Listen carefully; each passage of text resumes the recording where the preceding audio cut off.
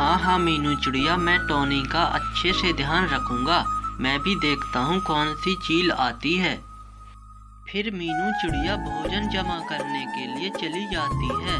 कुछ देर के बाद मीनू चिड़िया वापस भोजन लेकर आती है। अजी, मैं भोजन ले आई हूँ। देखो आज हमें कितने सारे गेहूं के दाने मिले हैं। आज हम पेट भर कर खाना खाएंगे। हाँ मीनू चिड़िया, आज तो भोजन खाने में मजा ही आ जाएगा। फिर इंतजार किस बात का, चलो भोजन खाना शुरू करो।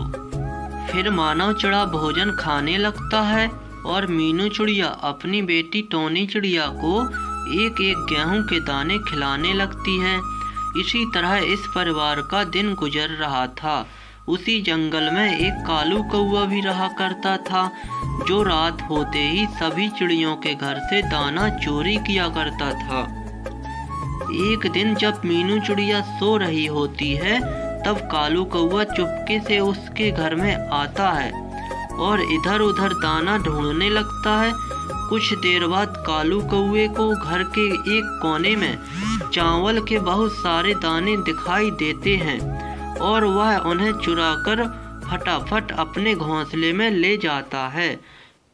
फिर सुबह होने पर मीनू चिड़िया को उसका भोजन नहीं मिलता तो वह परेशान हो जाती है। अरे, हमारा भोजन कहाँ चला गया? कल रात को तो यहीं पर रखा था। तुम घोंसले से बाहर मत जाना टॉनी चिड़िया, नहीं तो चील तुम्हें पकड़ कर ले जाएगी। मैं अभी भोजन लेकर आती हूँ तुम्हारे लिए। फिर मीनू चिड़िया जंगल में भोजन लेने के लिए निकल पड़ती है।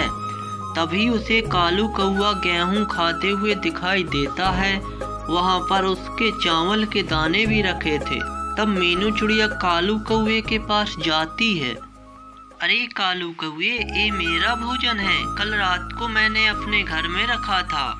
ये तुम्हारे पास कैसे आया? जरूर तुमने मेरा भोजन चोरी किया है। अरे नहीं नहीं मीनू चिड़िया, ये मेरा भोजन है। कल मैं इसे पहाड़ पैसे लेकर आया हूँ। फिर मीनू चिड़िया उदास होकर उधर से जाने लगती है। तभी रास्ते में उसे एक आम का पेड़ दिखाई देता है। अरे वाह, यहाँ पर तो कितने सारे आम के पेड़ हैं। मजा ही आ गया। अब तो मैं बहुत सारे आम तोड़कर टॉनी के लिए ले जाऊंगी। फिर जैसे ही मीनू चिड़िया आम तोड़ने के लिए जाती है, वहाँ पर एक कबूतर आ जाता है। अरे अरे, ए चिड़िया, तुम क्या कर रही हो? ये मेरा पेड़ है, इसे मैंने लगाया है। यह मेरा बगीचा है। अरे कबूतर भाई, मैं और मेरी छोटी सी बेटी सुबह से भूखे हैं, कुछ नहीं खाया। हमारे घर में जो भोजन था वो कालू कौवे ने चुरा लिया। कृपया आप मुझे कुछ आम दे दें ताकि हम अपनी भूख मिटा सकें। लेकिन वह कबूतर चिड़िया की एक नहीं सुनता और वो चिड़िया को डांटकर वहां से भगा देता है। फिर मीनू चिड़िया उदास मन से एक पेड़ पर बैठ जाती है आराम करने के लिए। तभी एक जादुई तोता मीनू चिड़िया के पास प्रकट हो जाता है। क्या हुआ मीनू चिड़िया, तुम इतनी उदास क्यों बैठी हो? मैं सुबह से भोजन ढूंढ रही हूँ, लेकिन मुझे अभी तक कोई भोजन नहीं मिला और मेरी बेटी सुबह से भूखी है, इसलिए मैं परेशान हूँ। ए लो मीनू चिड़िया, मैं तुम्हें एक जादुई मटका देता हूँ। ये कोई साधारण मटका नहीं है। तुम इस मटके से जो भी मांगोगी वो तुम्हें तुरंत मिल जाएगा। तोता भैया, आपका बहुत बहुत धन्यवाद। मैं इस मटके को ले जाती हूँ। इससे मैं अपने परिवार का पेट भरूंगी और जरूरतमंद की मदद करूंगी। इतना कहकर मीनू चिड़िया उस मटके को लेकर अपने घर आ जाती है। ये देखो टॉनी बेटा, इस मटके से हम जो भी मांगेंगे वो हमें मिल जाएगा।